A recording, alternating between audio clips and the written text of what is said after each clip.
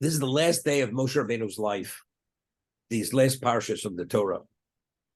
And Moshe is giving Mussar to Klal Yisrael. And he tells them that after he passes away, B'kom om v'zonu achrei Elohei Nech ha'oretz. They're going to go and go after the alien gods of the land and do idolatry.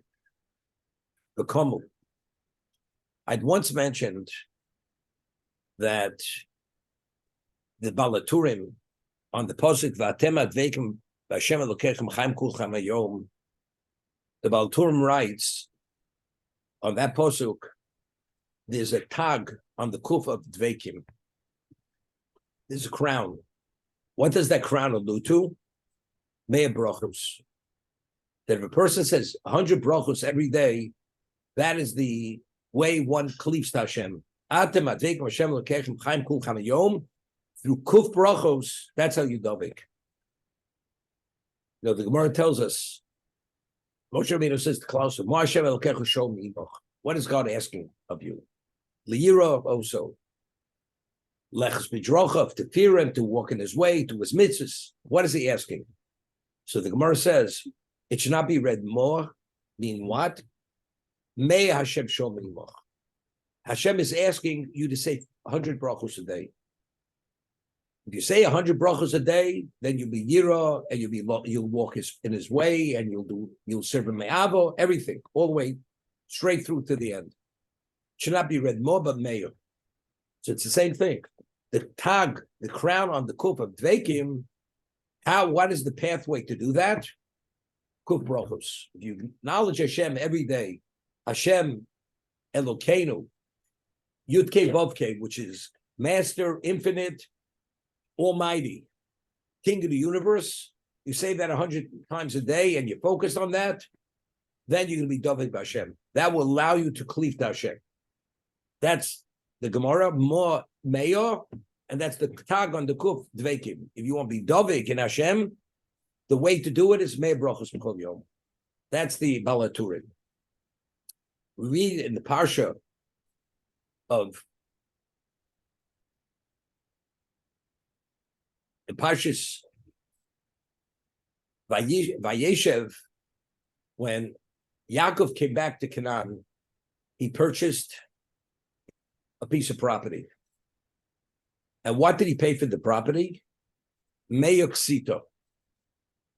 Ksito is a certain denomination of coin. Meyo Ksito. And after he bought the property, he built Vayiv Mizbeach. He built a Mizbeach, he brought a korban on the Mizbeach. So it bothered me when I read the Pasuk. Is it really important for me to know whether he paid Meir Ksito or 1,000 Ksito? Why is the Torah informing us that he paid 100 Ksito? Whatever the denomination Ksito is. So there's a beautiful Kli Yakar. The Kli Yakar, who's one of the commentators, Mefarshim, writes that the Gemara tells us that Adam Rishon, before he ate of the Eitz Hadas, his height was from earth to heaven. That's how tall he was. After he ate of the Eitz Hadas, which is Tov V'Ra, he was minimized and he was demoted and diminished to 100 Amma. The effect of the Chet of the Eitz Hadas minimized him to 100 Amma. So what was the effect of the Chet of the Eitz Hadas? 100 Amma. That was the ramification of the Ra. So he writes over there that the height of the Heichel of the Beis Hamikdash that Shlomo Melech built was 100 Amma. Why? Because what is the Beis Hamikdash? The Beis Hamikdash is the location of Kapora, of atonement. What are you atoning for?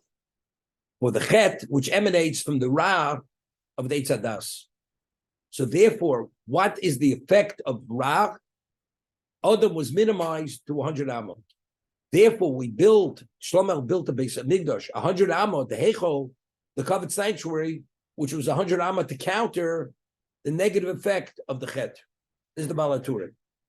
So the number 100 represents the counter force and the positive, to counter the negative of the effect of the Eitz Hadas. You can look in the Balaturim, in the Kli Yakar. So he says, Yaakov Avinu first purchased the land because he had to consecrate the land. That's the 100 ksito. This was bought specifically for this purpose. It's like the Heichel. Now you build the Mizbeach. Now the Mizbeach is the korban to atone within the context of the 100. That's the Kliyokah. That's what the Torah is informing us, that it was 100. That's the connotation, the significance number 100. So therefore, it's very good. Why is it 100 brachos? Why is Atem Advekim through 100 brachos? Because the 100 brachos is acknowledging Hashem at that level as Yudke Vovke, Master of the Universe, Almighty, so on and so forth. That level of recognition gives you a cognizance to be able to counter whatever the effect of the Eitzadas was. That's the understanding. Okay? So what it said in the past, the Rambam, if you take a look at the Rambam, in the first parak of Hilchos Brachos, the Rambam says that there's only one bracha which is a Doraisa. Birchas Hamazon is the only Torah obligation. As it says, V'chalta v'savoto v'irachto, but he says that many other brachos which are midivrei sofrim, which are rabbinical. Divrei sofrim, such as Birchas Hanoya. The Rambam writes Hanoya, rather than Aleph, Yud. A bracha before you benefit, before you eat and drink, you say a bracha. Birchas HaMitzvos, before we do a mitzvah, it's predicated on a bracha. Birchas Shevach Vodah, brachos of praise and extolling Hashem. And he says, why did they legislate these brachos? This is the punchline. The Rambam says, Kedei lahakir boro tobit. Those are the words of Rambam. To recognize your creator continuously. That's why they were legislated and they misakin all these brachos. Birchas hanenim, birchas hamitzvos, birchas sheva hodo. Kedei lahakir boro tomid. You should recognize your creator tomid, continuously. So what do Meir brachos do? That's the counterforce. The tag, the crown on the kuf, you say that, you're dovik. Why you dovik? Because this is like Shvi Hashem Megdi Tomid, which David Melech says. That level of cognizance allows you to continue to cleave, because you have no blind spots if you say those 100 brachos every day. This was something I said in the past. That's the Meir brachos. So the Baal Turim says in Parshas Vayelech, the Koma Om V'Zon Elu Acher Elohei Dei Haaretz. The Koma Om, the people will rise and go after the alien gods of the land. So there's a tag on the kuf. You look at the Baal Turim Parshas Vayelech. What does the tag represent? B'nei Shemasu b'Meir brachos. Because they detested the 100 brachos, and they detested the Meir Amo of Heichel Shlomo, the Heichel which Shlomo built, because they detested it. Therefore, they rose and went to the alien gods. Understand? Because they abandoned and they could not tolerate the Meir brachos, and what the Beis Hamikdash stood for, the Meir. That's why they went after the alien gods. It's literally, this is the flip side of it. That's the cause. So, what we had said in the past, that Mar says a Moed Katan, it quotes a pasuk, it speaks about avodo and lo avodo. A person's a tzaddik. You have a tzaddik that's lo avodo, who doesn't serve Hashem, and you have a tzaddik who's avodo, who does serve Hashem. So the Gemara asks what he told him.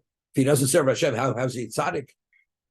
So the Gemara says, "Edodova mishashana talmud me'ah pomim, lemishashana talmud me'ah v'echad pomim, me'ah v'achas pomim." You cannot compare a person who reviews Shas 100 times to a person who reviews Shas 101 times. Okay, so now, so my Rashiv Zecharin Baruch used to say, 100 is always, that's the goal. People always want to reach the 100. Once you hit 100, usually most people plateau. If you go over 100, you're gone beyond what's the average. I wanted to say what we're saying now. when you study 100 times, what does 100 represent? 100 is the counterforce to the Eitz Hadas. You're a tzaddik, of course. Tzaddik means you do everything right. Why? Because you have the counterforce. The count is the Ra of the Eitz Hadas, which is represented through 100. So by reviewing Shas 100 times, you've counted it, but that's tzaddik. That's lo avado. What about if you go beyond the 100? That means that extra time you're studying, it has nothing to do with the Ra. It's not for the sake of countering Ra. That's Torah for the sake of Torah. Torah for the sake of Torah, that's avodo. That's over the top. According to what we're saying now. 100 always represents the counterforce. That's lo avodo. You're a tzaddik. Of course, you're a tzaddik. But why are you a tzaddik? Because you're playing safe to be fully protected. Because that's the counterforce to the Ra, which is 100. Once you go over 100, now it's avodo. That's truly serving Hashem, because it's not because only to counter the Ra, but it's for the sake of the Torah itself. That's why it's called avodo. Just wanted to say something. It's interesting. The Rambam uses the term, why did they legislate 100 brachos? Lahaket boro tamid. Uses the word tamid. Tamid. David also Shri Hashem negdi tamid. Tamid. Tamid means continuous. There's a medrash echo. It's you look in there's the medrash on echo. It quotes a pasuk Tehillim that why did the Churban come about? Because they took the tamid, took the Torah, and they threw it to the ground. So because they took the Torah and threw it to the ground, that's where the Churban came. That's Torah Seyazov. They abandoned the Torah. The Tamid took the Torah and threw it to the ground. So the Medrash says, why is Klal Yisrael called Tamid? The Jewish people, the Torah is called Tamid, and the Jewish people are called Tamid. Why are they called Tamid? Because since it says, V'agisvo yom v'loilo, Pasuk in Yeshua, a Jew has an obligation to be involved in studying Torah day and night, which is Tamid. So because the Tamid, the Jewish people are depicted, you are Tamid. You're supposed to be engaged continuously in Torah. And you took the Torah, which is supposed to be Tamid, and you threw it to the ground. Therefore, the Churban came. So what is Klal Yisrael? We're Tamid. So if we're Tamid, that means what level of cognizance do we have? We have to have a Tamid. So how do we create a lens, which is a lens of Tamid? And Rambam says, why did they enact brachos? They lizkor boro Tamid, lahake boro Tamid, to recognize Yibori Tamid. If you recognize Yibori Tamid, then you use the Tamid, which is the Torah of Agisra V'loilo, and then you're where you should be. But if you don't have the lens to create the cognizance, you don't even arrive at the Torah. You don't appreciate what the value of that is. So therefore, and that's that's Ner Mitzvah Torah Or. The Torah is an illumination. That's Lahakir Boro. When you have the illumination, you recognize. I see the Gemara says that what's the earliest time you can say Kriya Shema every day? That when you could see a person, Berichuk Dalar Amos. You can see a person at a distance of 4 Amos in the morning. Gemara says, somebody you know, you can always recognize that person, even in the dark. Gemara says, no, it's an acquaintance. An acquaintance, you need a slight degree of illumination to be able to recognize it. Otherwise, you can't recognize it. That's the earliest time you can say the Kriya Shema.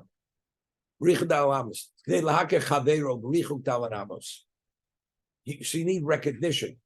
In this world, we're in the dark. What gives us that recognition? Lahake boro. How will you makir your creator in this world, which is it's darkness?